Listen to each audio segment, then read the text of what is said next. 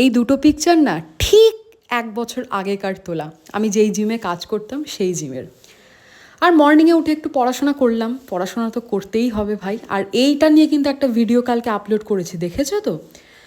দেখুন, আপনারা অনেকে জানেন যে আমার পিসিওডি হয়েছে, তার জন্য আমার ওজন বেড়ে গেছে, আমি অনেক কিছু এখন করতে পারছি না, অনেক ওয়ার্কআউট, অনেক কিছু। আমি যেখানে লাস্টে, আমার এখনও মনে আছে, জিমে লেগ প্রেস মেরেছিলাম 230 কেজি দিয়ে, সেখানে সামান্য 5 কেজি ডাম্বেল দিয়ে আমি স্কোয়াট মারতে পারছি না।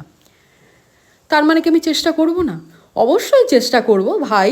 5 কেজি থেকে 230 কেজি আবার হবে।